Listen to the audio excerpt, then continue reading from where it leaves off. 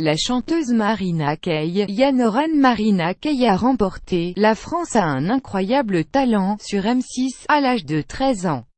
Son premier album, Fearless, sorti en 2015, a été sacré double disque de platine.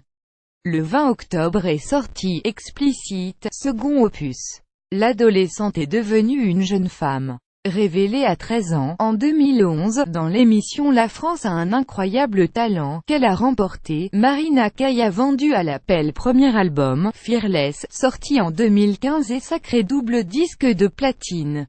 La chanteuse de 19 ans revient sur le devant de la scène avec deuxième opus, Explicit, lancé le 20 octobre chez Capitol. Si sa puissance vocale reste la même, elle a glissé dans ce nouvel album des sonorités urbaines et une pincée de texte en français. Au fil des paroles, elle se dévoile. Il suffit de bien écouter, comme elle l'a expliqué à 20 minutes, Fearless ayant été un succès, vous aviez la pression en préparant ce deuxième album, peut-être que j'aurais dû l'avoir, mais je ne l'ai pas ressenti comme ça. La seule pression que je me suis mise, c'était d'arriver au maximum à faire ce que je voulais faire, et de le faire dans les temps parce que c'est toujours très difficile de tenir les délais. Une fois que l'album a été envoyé au mastering, je me suis dit, voilà, c'est fini. Ce n'est plus à moi, ça va sortir et les gens en feront ce qu'ils veulent, cela ne sert à rien de se prendre la tête. Sur cet album, vous chantez plusieurs titres en français. C'est une manière de répondre à ceux qui vous reprochaient d'interpréter uniquement des en anglais. Je voulais donner ça aux gens qui voulaient m'entendre sur un registre français, mais je ne l'ai pas fait pour ceux qui m'ont fracassé parce que je chantais en anglais. J'ai commencé à écrire en français parce que je voulais voir si j'étais capable de le faire. Au pire, si ça ne marchait pas, je pouvais tout jeter à la poubelle et personne ne l'aurait su. Mais j'ai trouvé que c'était bien, j'ai voulu prendre ce petit risque de les proposer aux gens. Dans le dossier de presse, vous dites que l'album s'intitule Explicit car les textes disent tout. Donc si on se penche sur les paroles, on comprendra qui vous êtes clairement. Le premier album aurait aussi pu s'appeler comme ça car, au final, les deux très ouverts sur ma vie au niveau des textes et il n'a pas vraiment besoin de lire entre les lignes. Si on regarde les choses en face, on comprend explicitement ce que je dis dans les deux albums, mais je ai pensé que sur le deuxième, c'est pour ça qu'il s'appelle comme ça. Vous êtes donc une jeune femme qui s'est débarrassée de ses relations toxiques, qui ont pris le dessus sur les sombres moments qu'elle a vécus, et qui est désormais solide, prête à batailler. On peut le voir comme ça, d'une certaine façon. Je me suis débarrassée de beaucoup de choses, de relations toxiques, dans ma vie ces derniers temps. En revanche, le terme « batailler » c'est drôle, car c'est quelque chose que je faisais plutôt avant. Aujourd'hui, ma façon de me battre, c'est simplement d'avoir du recul, d'être plus mature et de me dire que je ne peux pas tous gérer dans ma vie, ni contrôler tout le temps mes faits et gestes. Le fait de savoir ça et de m'être remise en question sur beaucoup de choses, notamment ces dernières années, je pense que c'est ma façon à moi d'affronter la vie désormais. Fin octobre, vous disiez à RTL que vous étiez « parti en vrille ».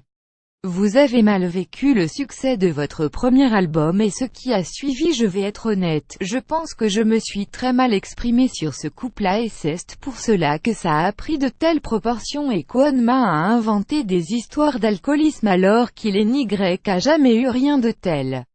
La vérité c'est que, après avoir travaillé sur ce premier album et avoir fait beaucoup de dates de tournée et de promotion, je suis rentrée chez moi et je me suis dit que j'allais avoir un petit peu de temps pour moi avant de m'attaquer au deuxième album. Donc j'avais envie de sortir, de faire des rencontres, de m'amuser un peu et c'est ce que j'ai fait. Voilà, je sortais énormément, comme tous les jeunes.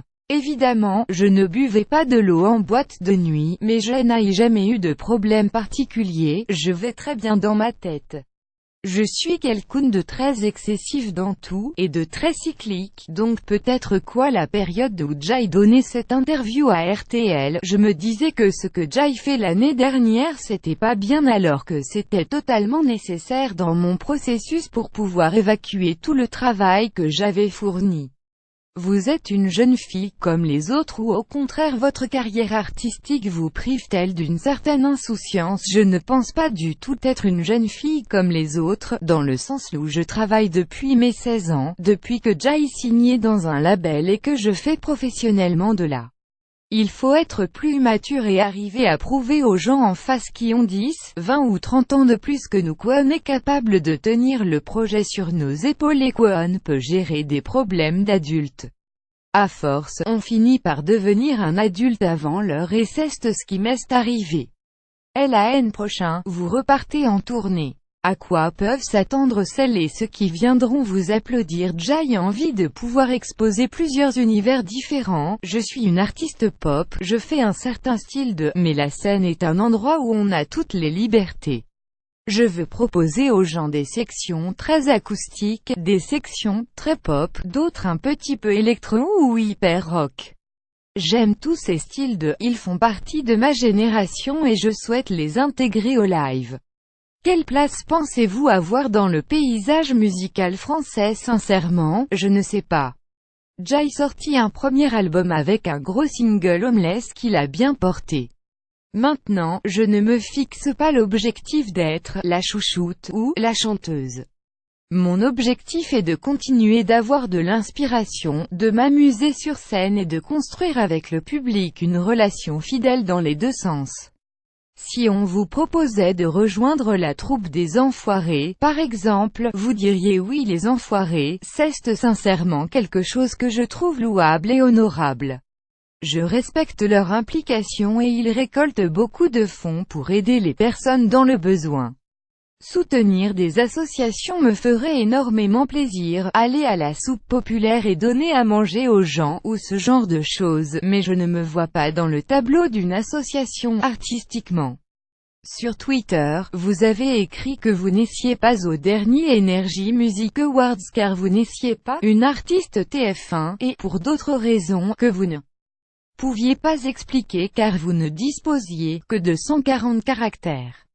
Maintenant qu'un tweet peut contenir 280 caractères, vous n'avez pas envie d'en dire plus? Non, rire, c'était très ironique, évidemment. Si j'avais voulu donner les autres raisons, j'aurais fait 15 ou 20 tweets. Mais je pense que ça n'aurait servi à rien. Voilà, je suis comme ça, je dis ce que je pense. Mais bon, après, je passe à autre chose. Parce que je suis pas une artiste TF1 née pour d'autres raisons mais j'ai que 140 caractères V de la victoire po 2 https://t.co/vjob @marinakaye Music November 4, 2017. Vous avez l'impression d'être snobé? Non, je pense que je ne fais pas partie d'un moule. Je suis un électron hors d'un moule déjà existant. Votre franc-parleur vous dessert-il? Je pense qu'être quelqu'un de sincère et de spontané dans le monde actuel sert autant que ça dessert. Je suis quelqu'un qui ne triche pas donc, ce que les gens voient de moi, c'est ce que je suis. En revanche, évidemment, ça peut desservir car la vérité est souvent difficile à entendre et ça fait mal. Je n'ai aucun problème à dire la vérité à mon sujet et au sujet des autres. Cela m'a servi et desservi depuis que je suis toute petite. Je me suis toujours mise dans de sales draps comme on dit parce que je n'arrive pas à tenir ma langue et ça ne sert à rien d'essayer de me cacher. Il y a tellement d'hypocrisie dans ce milieu et dans le monde en général que je n'ai pas envie d'être une menteuse.